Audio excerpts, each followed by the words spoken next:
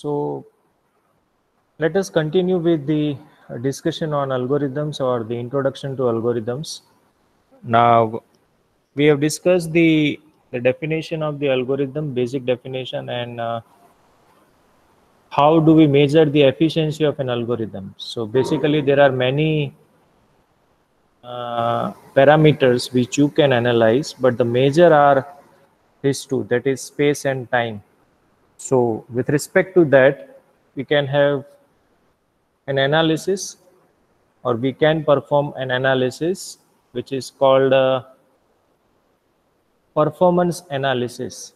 Now there are actually two types or two versions of analysis. One is called performance analysis and second is called performance measurements. Now obviously by the name itself, when you say something is to be measured, it means that you already have some research results and you are checking or validating the efficiency based on the results. So basically this particular component is a posteriori estimates. Posteriori means that it has to be done after algorithm is already executed. And you have another type of analysis which is called performance analysis, which is a priori estimates, which is to be done before the algorithm has been executed. So in order to understand these two terms, I think the classical example is what we see on any sports broadcast. Let us say we have a cricket match, a live broadcast of a cricket match. Then we have before the actual match happens, we have something like cricket extra or something like that. So what they are doing basically, they are actually performing or they are doing the analysis based on the various parameters like weather, then the form of particular person, then the ground, then the nature of the pitch. So there are a number of parameters which they are looking at, but everything is based on the historical aspect. That means we don't have a result or we don't have anything for this particular match. Match is yet to start. So that is what we mean by performance analysis. Analysis or this type of analysis is done before algorithm actually executes. Whereas the second time or second one is performance measurements, which means that now match is over, everyone has performed. Now based on that results of a match, now you are saying that XYZ person has performed better than this. These are the reasons for that, and there are many things. So I think the difference is very clear. Something which is done before the actual algorithm has executed, or something which is done after the algorithm has actually executed. Now obviously, which is more important? If I want to analyze an algorithm, what do you think, which approach or which is the method which are more relevant? Prior estimate or posterior estimates? Prior, right? Obviously, because you must have some knowledge before it actually executes. After the event has occurred, there is no need of expertise. We know that Sachin Tendulkar has scored a century. We don't require any intelligence to predict or to say that whether Sachin is a good player or not. He has already performed. So there is no point of discussing the performance or the capability of an individual. You require an intelligence when you are doing it before the actual performance, before the actual execution. So what I mean to convey is that even though there exists an analysis aspect, but it is being done for some specific reason only. This is just done for the testing purpose only. Otherwise, the majority of algorithm analysis focuses on this part, that is called performance analysis, which is done before the actual execution of an algorithm. Now, once again, there are two type, or I should say two category of prior estimates. One is called an asymptotic analysis and second is called mathematical analysis. As the name suggests, mathematical analysis is purely based on the math or mathematical tools. Obviously, you are using maths, so you have a precise results. But at the same time, it is very complicated. So there exists a well-known approach which is called an asymptotic analysis, which is not as accurate as mathematical analysis, but it is very effective because of its simplicity. You can just look at any algorithm, and by looking at that algorithm, you can analyze it from this perspective, and you can say that what should be the or what will be the running time of an algorithm. So basically, this is the analysis technique which we will be studying and which you will be focusing on for the entire course of the for the remaining course or remaining content of this course. So we are much more focused on this part. We are not doing anything on mathematical analysis. We are not doing anything on performance measurements. We are only concerned about asymptotic analysis. So when we say we are analyzing the algorithm, it means that we are performing asymptotic analysis. What is asymptotic analysis? That will be discussed later. Second, I told you that there are two components which is to be or which are most important. One is space and second is time. We have discussed about time, how time is measured or how algorithm is analyzed with respect to time. For that you have an answer, that is called asymptotic analysis. Now the question remains, what about space? So how algorithm is analyzed based on the space parameter. Now space here means that amount of memory, right? Which memory we are talking about here? Any idea?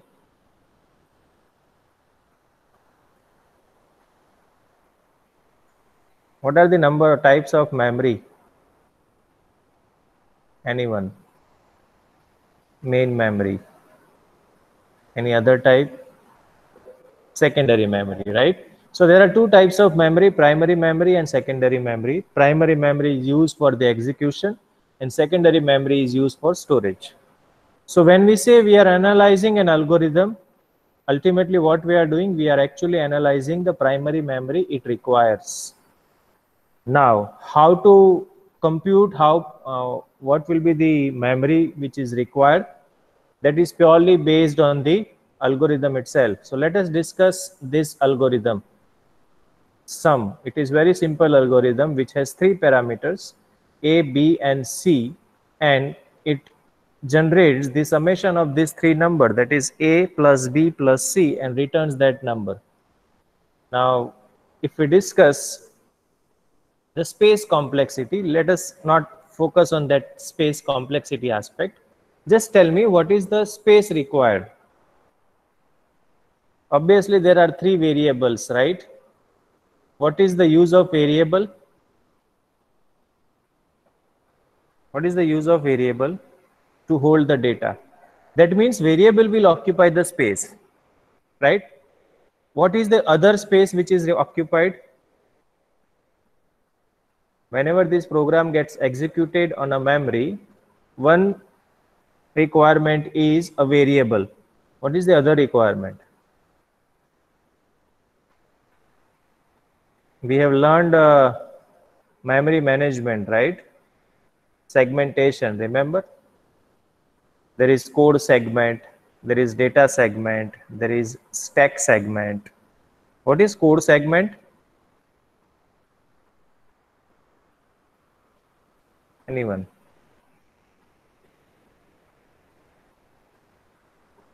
Okay, let it be in other, or let I put it in other words. How the program gets executed? What is the first step required?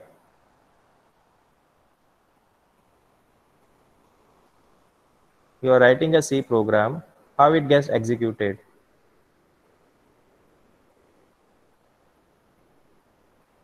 Anyone?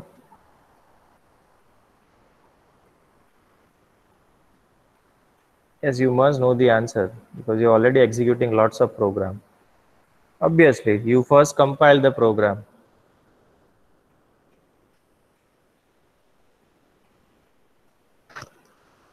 Yes, Heth. Any issue?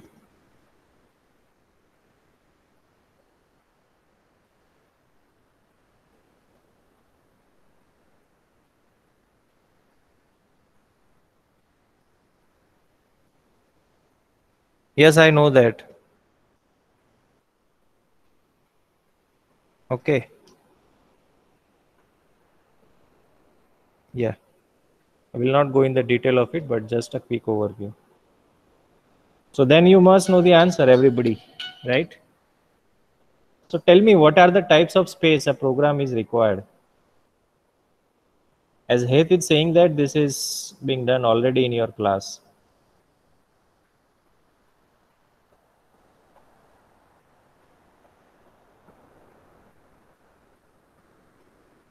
Okay. Program is stored in secondary memory. When it's in execution, some of the portion transfers to the main memory. So basically you require two types of storage requirement. First is a program itself. So you want to store the program. And second, the data which programs required. So when you are discussing a space complexity, there are two components. One is a fixed part. Fixed part actually tells you, or it actually characterizes the program part, which is never going to change. And there is something called a variable part, which actually depends on the problem instance. So my point is that whenever you are computing space complexity, you are actually concerned about these two parts, fixed part and variable part. Fixed is related to the program size, and variable part is related to the number of variables that program is using. So with respect to that, you are using three variables. The space complexity is 3. Here we are not actually focusing on the fixed part. If you have observed, we are not actually looking into how many lines of code this program is having. So fixed part we are not concerned about. We are more concerned about the variable part. So variable part will decide the space complexity, right? These are two more examples. You can see this is some iterative array of size n. Obviously you are having a for loop, so it requires some summation element or some variable. Then you have an index variable I, and then every time you are actually adding the value of array of ith element of array to that some variable. So what is the space complexity? You have to just observe the type of variable as well, because here s is a variable which is of type scalar. What is the difference between scalar and vector?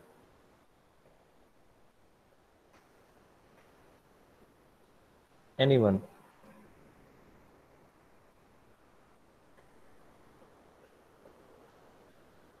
Scalar variable or a vector. What is vector?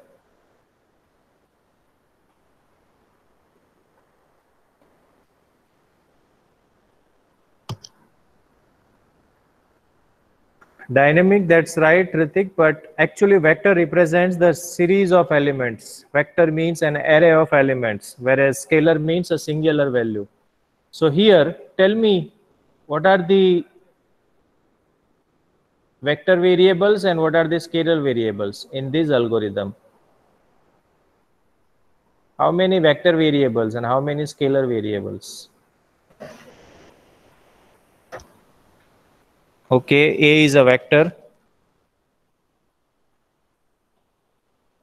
Okay.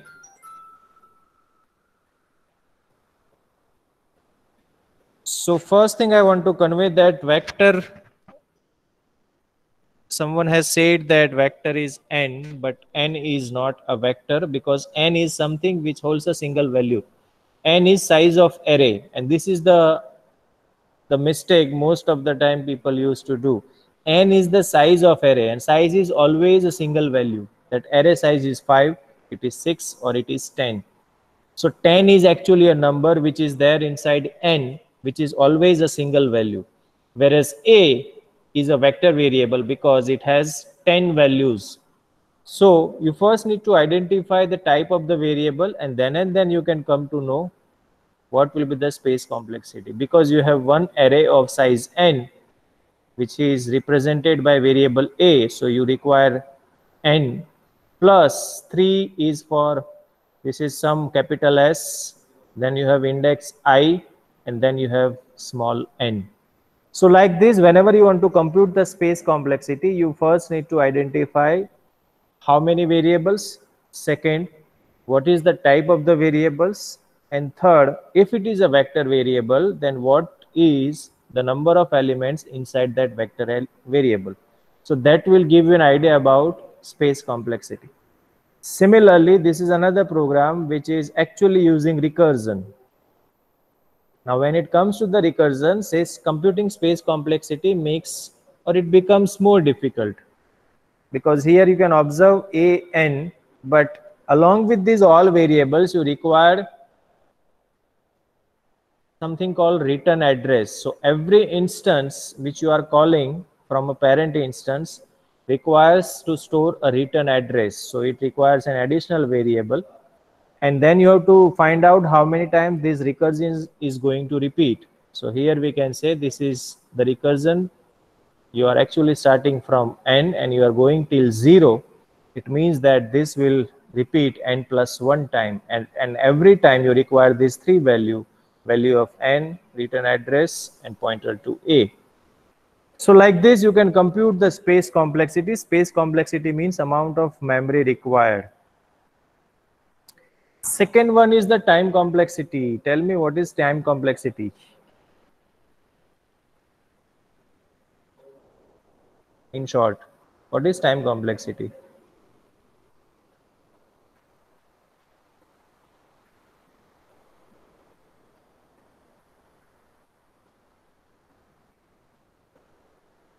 Right, time required to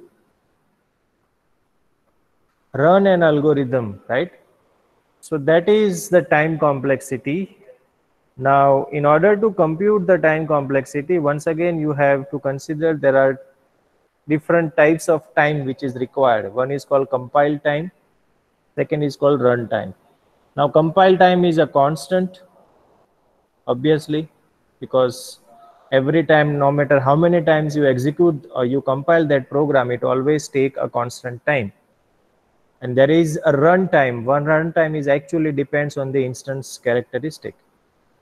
So let us say the program is of sorting. Can anyone tell me how runtime may differ in sorting algorithm?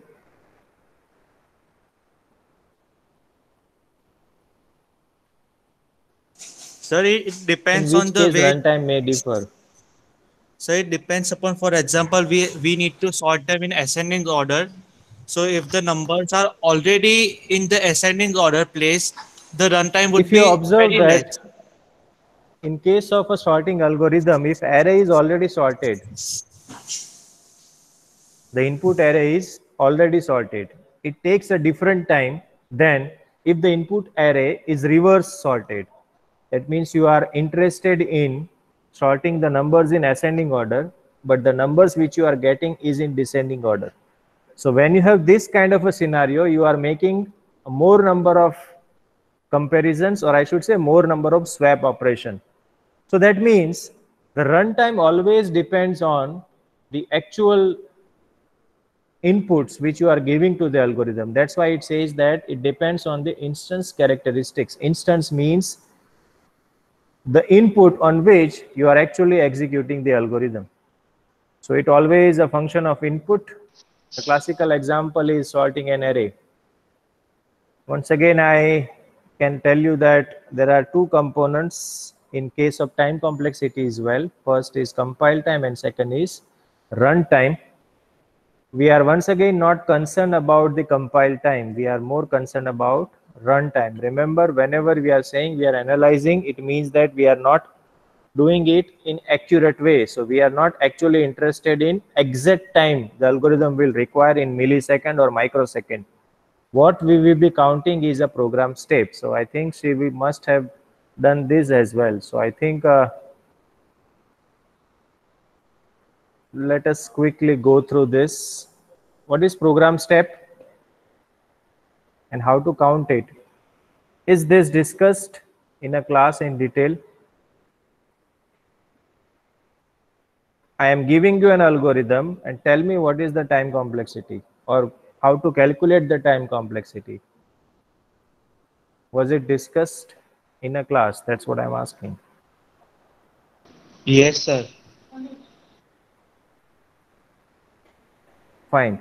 So whenever you must be knowing this, right? You have a comments or declaration, then the step count is 0. If your assignment statement and step count is 1. And if it has an iterative statement, then step count is depends or step count depends on the how many times this loop will get executed. So these all are some examples which I want you to look at. This is a sequential search. Then you have an iterative sum, because this is the step count with 1 is an assignment operator. Then you have a for loop. Whenever you have a for loop, even though this is 0 to n minus 1, that means this loop will execute n time, 0 to n minus 1, or in other words, we can say 1 to n. But still, we are adding one more step count. Why is it so?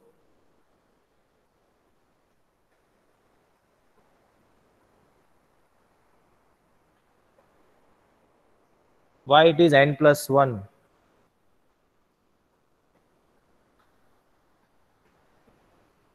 Right. So 1 is for false condition. So whenever you say that I is equal to 1 to n, your loop will terminate it when your I becomes n plus 1.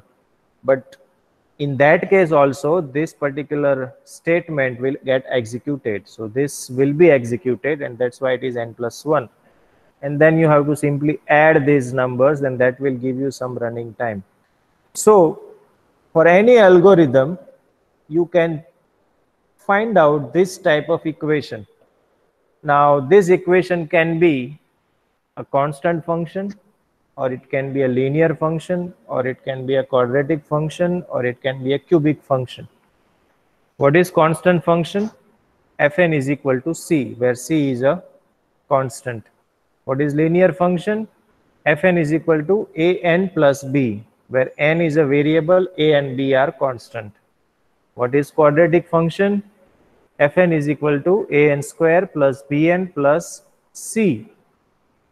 Once again, where a, b, c are, or I should say ax square plus by plus c, where x and y are variable and a, b and c are constant. So for any algorithm, you will find this type of equation. Once again, this is not yet time complexity. In order to find out time complexity from this equation, you require something else. But the important thing is, in order to compute time complexity of any algorithm, you must understand how this step count is being calculated, right? Let us say this is for matrix addition.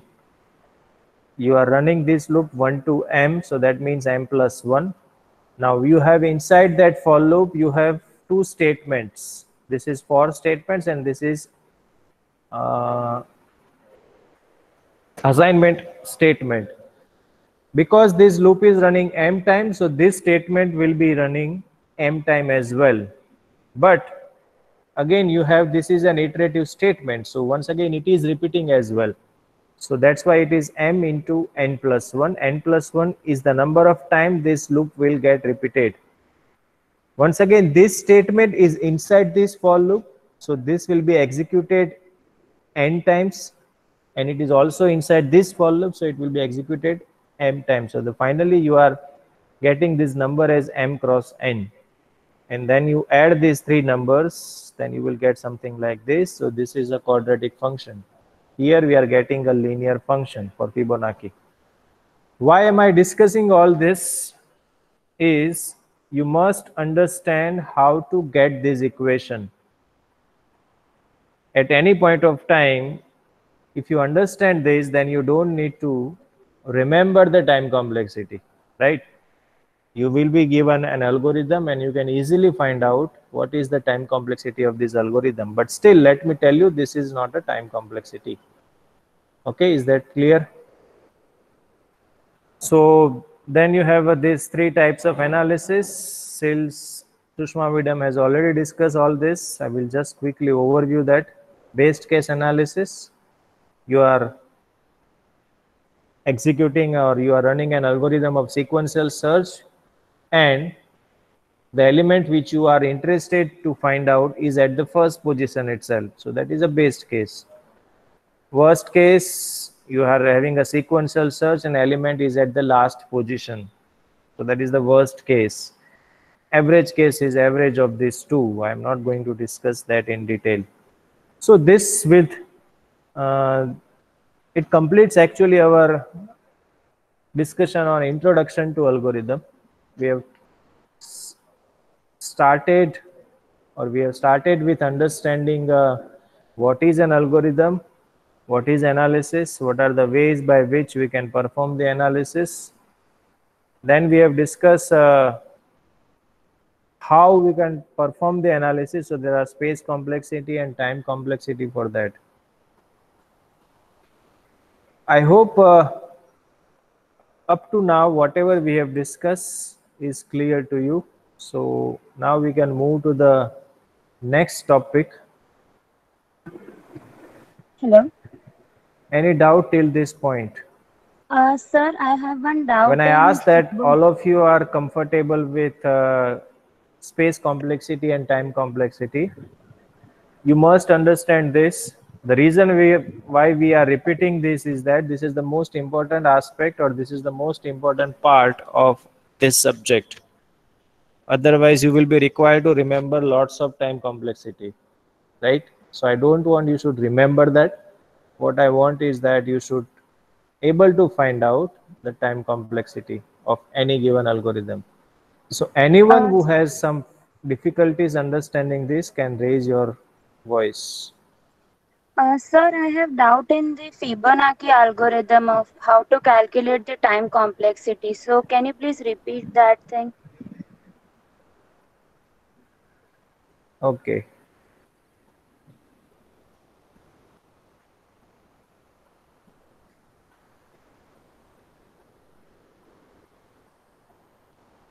So now we will be discussing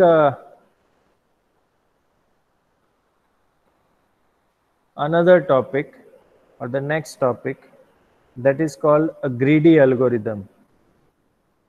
Now, first of all, tell me, what do we mean by greedy? Can anyone tell me what is greedy?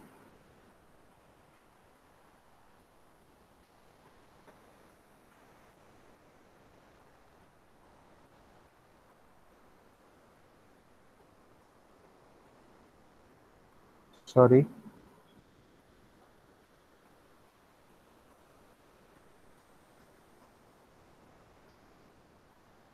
Okay. So before we discuss on greedy, let us first understand the raise or the voice which was raised by Ayushi, that there is a problem in understanding the complexity of Fibonacci algorithm. So let us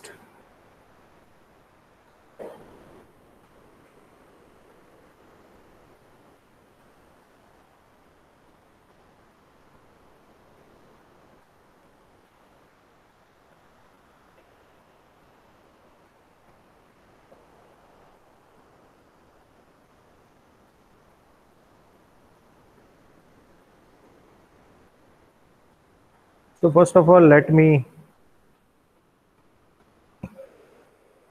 because if I put that algorithm with a slide, means algorithm and time complexity actually there was there with together, because already it was discussed. So I think I should write the algorithm first, and then we can discuss. So now I am presenting this Word document. I think you should get it.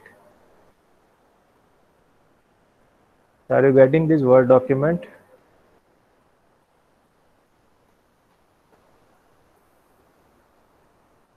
Fine. So whenever you are writing any algorithm, Let us say I'm writing this Fibonacci number. Fibonacci. What is the spelling? Okay, whatever. Yeah, that's good. So let us say I want to find out nth Fibonacci number, or maybe it can be a number from 1 to n. So what is the standard procedure? We normally, what is the first step?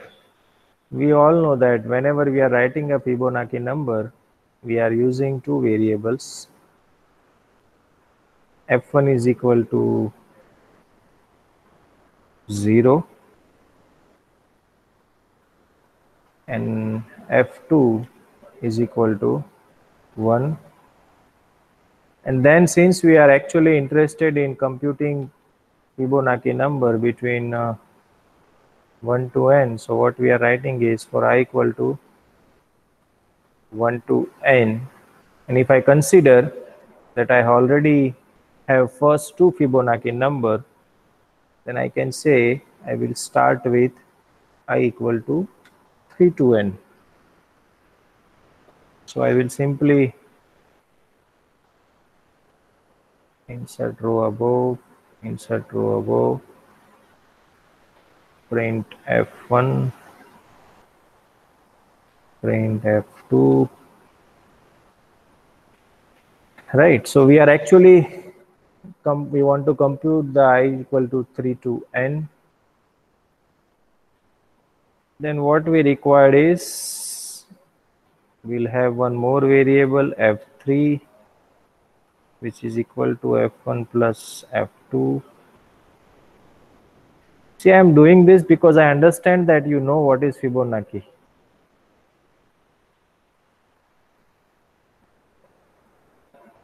Right? Because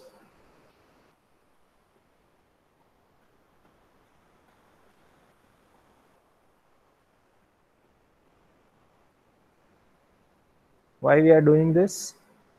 Because we know that Fibonacci of any number n is actually equal to Fibonacci of n minus 1 plus Fibonacci of n minus 2. So that means every time if I want to compute some number, I require previous two numbers, right? So for storing that previous two numbers value, I have used two variables, f1 and f2. Initial value of this previous two variables, so Fibonacci of n is equal to 0 if n is equal to 0. We all know this. This is our understanding. And Fibonacci of 1 is equal to 1 if n is equal to 1. If n is greater than 1. So this completes our actual definition of Fibonacci. Right? Now we want to put this into the algorithm. So what we have done, we have taken two variables, f1 and f2. f1 represents this equation, f2 represents this equation. So that's why we are starting with f1 equal to 0, f2 equal to 1. And then for every instance till n, what we are doing is we are computing this, or we are using this equation. Fibonacci of n is n minus 1 plus n minus 2, and we know that we have f1 and f2 for that. Before we move to the next iteration, what should happen is my value of an f1 and f2 should change, because let us say I have computed this 1 plus 2 is 3. So next time what should happen, this this 2 should become 3, and sorry, this 1 should become 2 and 2 should become 3. So in that case only I will get this 2 3 in the next iteration. So what I should do now is f1 is equal to f2 and f2 is equal to f3, and because we are actually printing the Fibonacci, so we are going to print f3 as well. This will get repeated, and because this is a printing, we are not going to return anything. So this is a very simple version of Fibonacci number, right? Now we are interested in computing the step count. So this is actually an assignment operation. So step count is 1. This is not actually going to take any step count. It's just a printing. This is 1. Then you have this loop. Now you need to understand how many times this loop will get executed. Because this is 3 to n, so first is it is going to execute at n minus 3. So there are n minus 3 iterations first of all. To understand this, you should put some value of n. So let us say n is 5. So it means that we want to print first 5 Fibonacci numbers. So we'll start from first, second, third, fourth, and fifth. So when your n is 5, we are interested in printing these 5 numbers. 0 we have already printed, 1 we have already printed. So that means now this loop should execute 5 minus 2, that is 3 times. So that's what we are doing over here. We are starting with 3. You are going till n. So n is 5. So it is I equal to 3, then I equal to 4, and then I equal to 5. Right? So what will happen? This loop will execute 3 times. So this should be n minus 3, or it should be something else. Yes, anyone?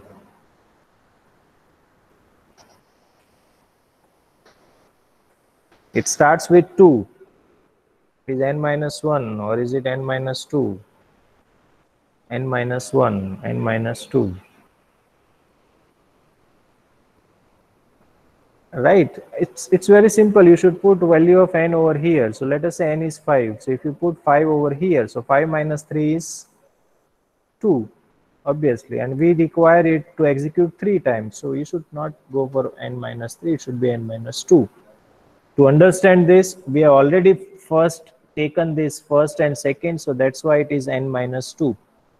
Now it will not stop at n minus 2 actually, it will execute one more time, so it becomes n minus 2 plus 1, and that actually becomes n minus 1. So this is the number of times this loop will get executed. Now, because this loop is executing how many times? N minus 2 times,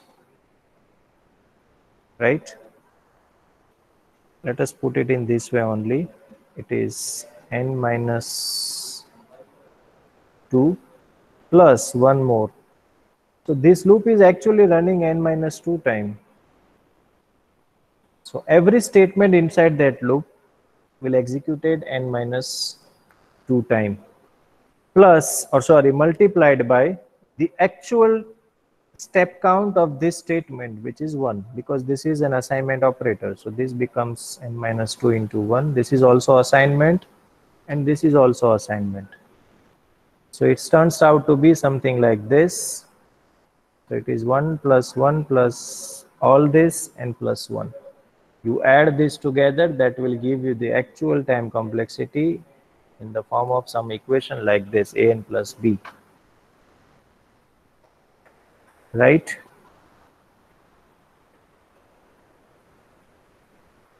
I start with 0 in loop and get the perfect answer. You are actually executing the program. That's why.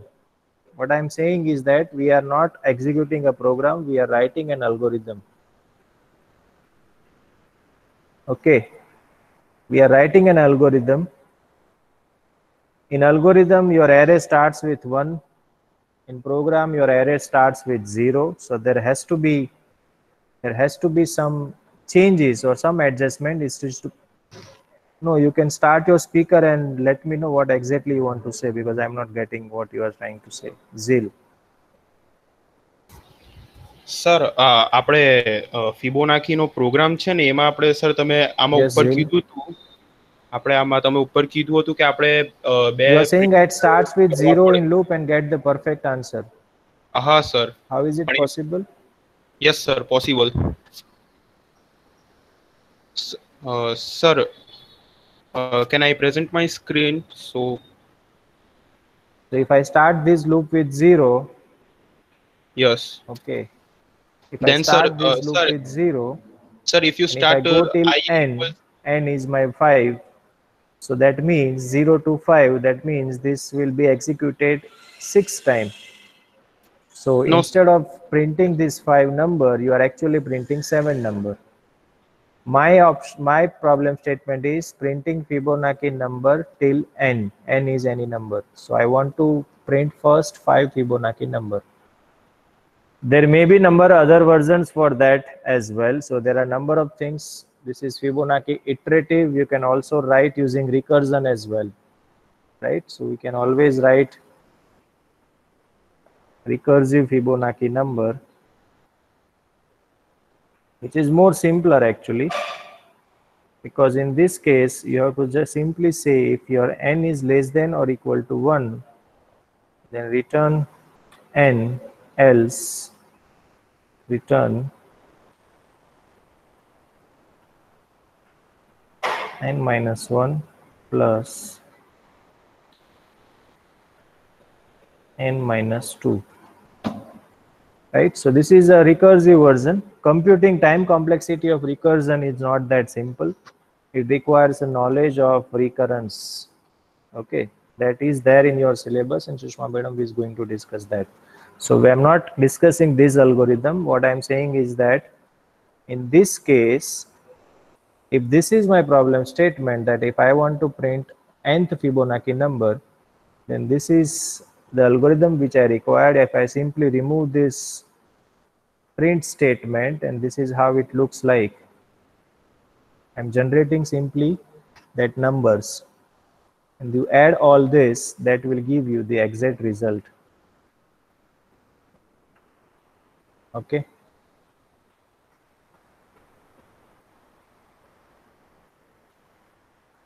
Fine. So I think we will continue with our discussion on. Still, if you have any query, anyone, if you have any query regarding calculating the time complexity or space complexity, you can chat it on Classroom as well.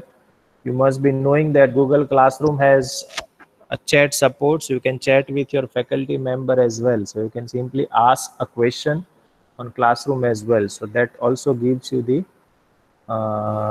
added advantage of discussing something or understanding something. So with this discussion, I think I should stop today. This lecture was all about understanding and overviewing space complexity and time complexity. I know I haven't discussed that in depth, but as I already told you that this is the topic which is actually being discussed by Sushma Madam. So my role was just to give you an overview of what do we mean by space complexity and time complexity. In the next class, we'll be discussing or we'll be starting with a new chapter that is on greedy. Okay. So that's all from algorithm part, but I want to make an